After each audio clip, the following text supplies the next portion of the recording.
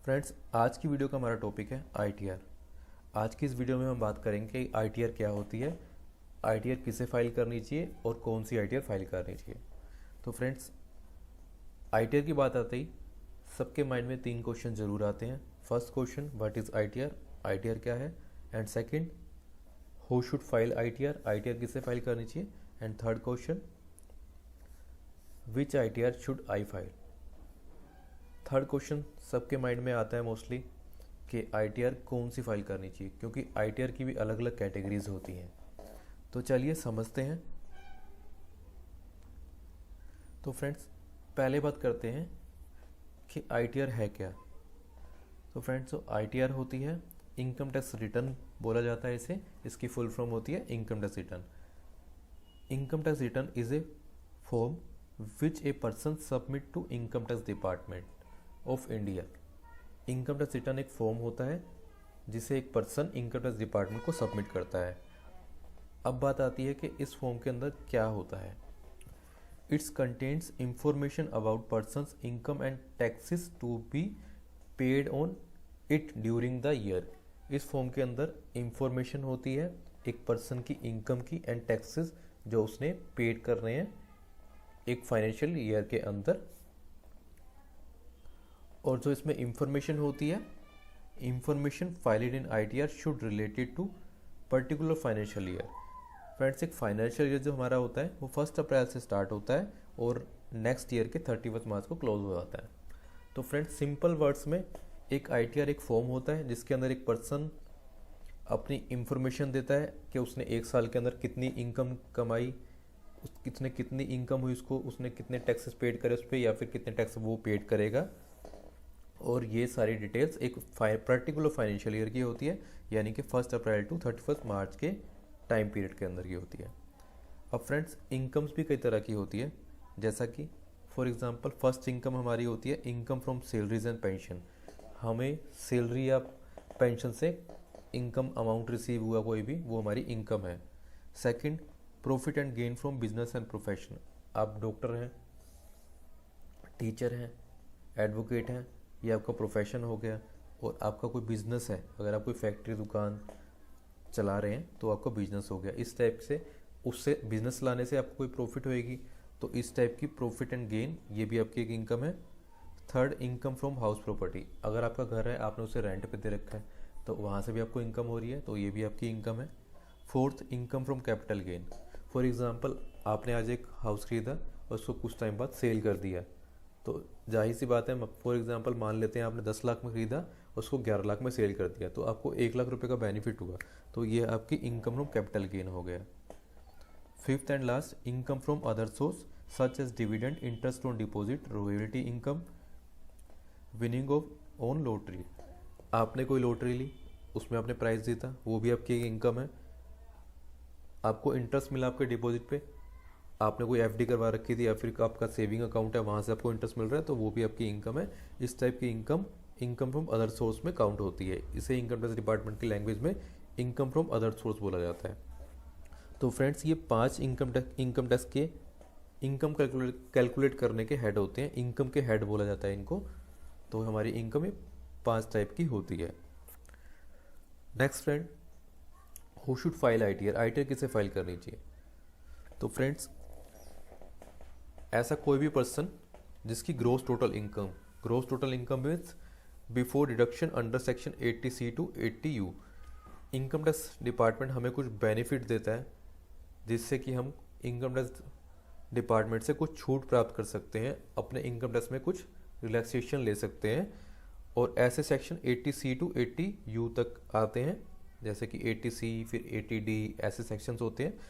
उनको लेस करने से पहले हमारी अगर ग्रोस टोटल इनकम एक साल की, एक फाइनेंशियल ईयर की, मान लेते हैं फाइनेंशियल ईयर 20-21 की 2.5 लाख से ऊपर है, यानी हमने पूरे साल में अगर हमारे पास 2.5 लाख से ऊपर इनकम आई, तो हमें आईटीआर फाइल करने की ज़रूरत है। और ये लिमिट 3 लाख होती है किस कंडीशन में, सीनियर सिटीजन होते हैं जिनकी एज 60 साल से लेकर 80 के बीच में होती है, तो उनके लिए 2.5 लाख की लिमिट 3 लाख होती है। यानी उन्हें अगर 3 लाख से ऊपर इनकम प्राप्त हुई तो वो आईटीआर फाइल करेंगे। और इसी कैटेगरी में एक आते हैं हमारे सुपर सीनियर सिटीजन जिनकी एज 80 साल से ज़्यादा होती है, उनके लिए ये लिमिट 5 लाख रुपीज़ की है। और फ्रेंड्स अभी लेटेस्ट बजट के अंदर, बजट 2021 के अंदर सेक्शन 194 लाया गया, जो कंडीशनल रिलैक्सेशन दी गई है सुपर सीनियर सिटीजन्स को जिनकी एज 75 ईयर तक है या फिर उनसे ज़्यादा है, उनको आईटीआर फाइल करने की नीड नहीं है। पर इसके अंदर भी कुछ कंडीशंस हैं, वो हम एक नेक्स्ट वीडियो में डिस्कस करेंगे। अब चलते हैं हमारे सेकंड पॉइंट की तरफ। एक company or a firm having profit and loss in financial year. अगर एक कंपनी है या फर्म है, उसे प्रॉफिट एंड लॉस हुआ एक फाइनेंशियल ईयर के अंदर, उसे प्रॉफिट हुई है या फिर उसे काम में, उसके बिजनेस में से कोई लॉस हुआ है, तो उसको भी आईटीआर फाइल करने की ज़रूरत है। Third, if you have more than one source of income like house property capital gain. अगर आपके पास 2 से ज़्यादा सोर्स हैं, यानी स्रोत हैं जहाँ से आपको इनकम हो रही है, इनकम के जरिए हैं आपके पास 2 से ज़्यादा। मान लीजिए आपको हाउस प्रॉपर्टी से भी इनकम हो रही है, आपने रेंट पे दे रखा है अपना हाउस, और कैपिटल गेन से भी हो रही है, शेयर मार्केट में मान लीजिए आपने इन्वेस्ट कर रखा है, वहाँ से भी हो रही है।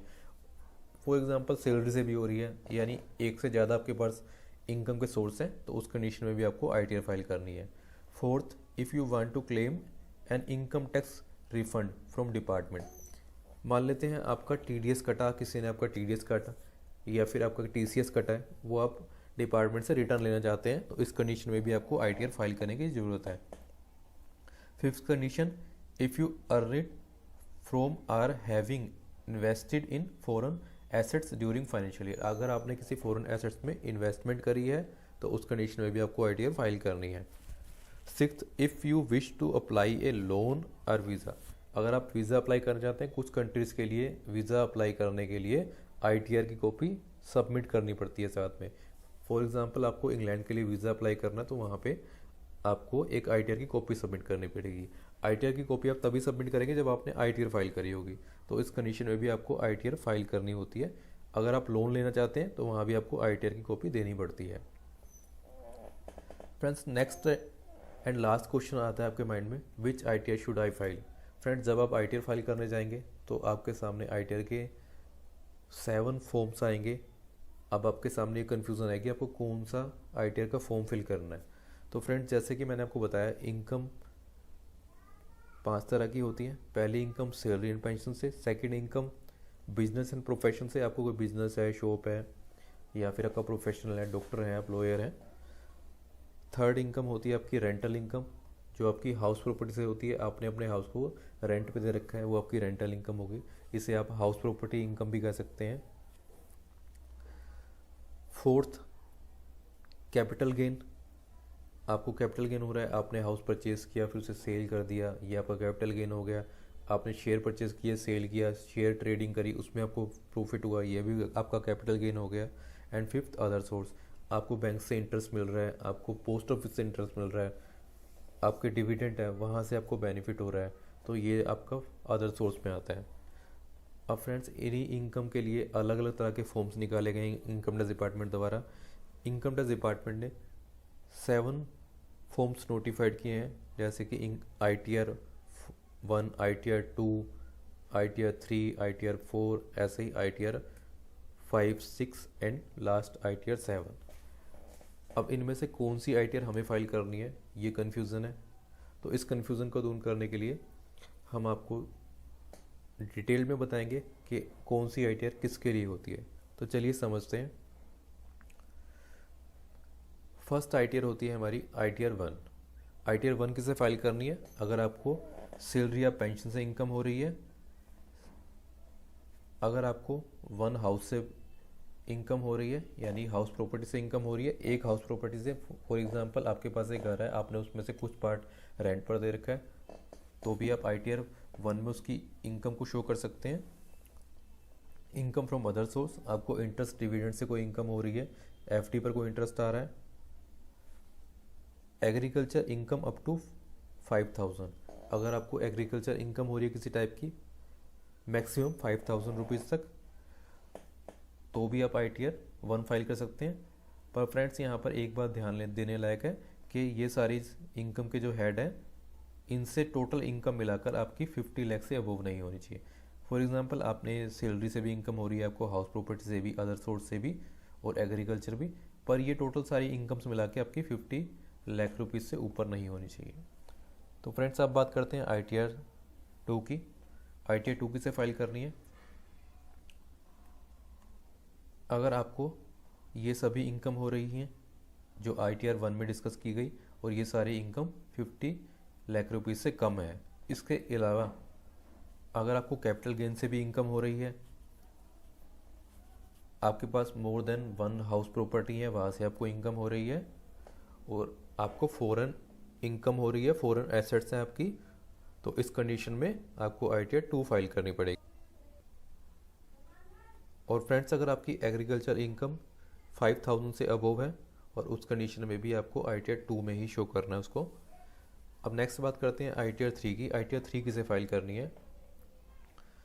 फ्रेंड्स अगर आपके इन सभी सोर्स से जो हमने ITR 2 में डिस्कस किए, और ITR 2 में जो डिस्कस किए उसमें ITR 1 के भी सभी सोर्स इंक्लूड हो गए थे। अगर आपको इन दोनों में से सभी सोर्सों में से इनकम रिसीव हो रही है और उसके अलावा अगर आपका बिजनेस प्रोफेशन भी है, आपका कोई बिजनेस है या प्रोफेशन है कोई आपका, या फिर आप पार्टनरशिप फर्म के अंदर पार्टनर हैं, आप किसी फर्म में डायरेक्टर हैं, इस कंडीशन में भी आपको ITR 3 फाइल करनी है। नेक्स्ट फ्रेंड, ITR 4 किसे फाइल करनी होती है? अगर आप इंडिविजुअल है, HUF है या फिर पार्टनरशिप फर्म है आपकी, उस कंडीशन में, बट आपकी LLP नहीं होनी चाहिए, एंड आपने ऑप्ट इन किया है स्कीम के अंदर, इनकम टैक्स की स्कीम के अंदर 44AD के अंदर या फिर 44ADA में या फिर 44AE में, इस स्कीम के अंदर आप अपनी प्रॉफिट शो करना चाहते हैं, तो उस कंडीशन में भी आपको ITR 4 फाइल करनी होती है। और आपकी एनुअल टर्नओवर 2 करोड़ से ऊपर नहीं होनी चाहिए। अब बात करते हैं ITR 5 की। ITR 5 किसे फाइल करनी है? अगर आपकी इनकम किसी फर्म से हो रही है, LLP है आपकी, लिमिटेड लाइबिलिटी पार्टनरशिप है, AOP है, एसोसिएशन ऑफ पर्सन है, BOI है, बॉडी ऑफ इंडिविजुअल है, तो उस कंडीशन में आपको ITR 5 फाइल करनी होती है। नेक्स्ट हम बात करते हैं ITR 6 की। ITR 6 किसे फाइल करनी है? Friends companies not claiming exemption under section 11, ऐसी कंपनीज जो अंडर सेक्शन 11 के अंदर एग्जम्पशन क्लेम नहीं करती हैं, उन्हें ITR 6 फाइल करनी होती है। And next and last ITR होती है हमारी ITR 7। ITR 7 किसे फाइल करनी है? अगर किसी पर्सन या कंपनी को इनकम रिसीव हो रही है अंडर सेक्शन 139 का 4A, 4B, 4C, 4D and 4E and 4F के अंडर, तो उस कंडीशन में ITR 7 फाइल करनी होती है। तो फ्रेंड्स आई होप आपको अच्छे से अंडरस्टैंड हुआ होगा कि आपको कौन सी ITR कब फाइल करनी होती है और किस कंडीशन में फाइल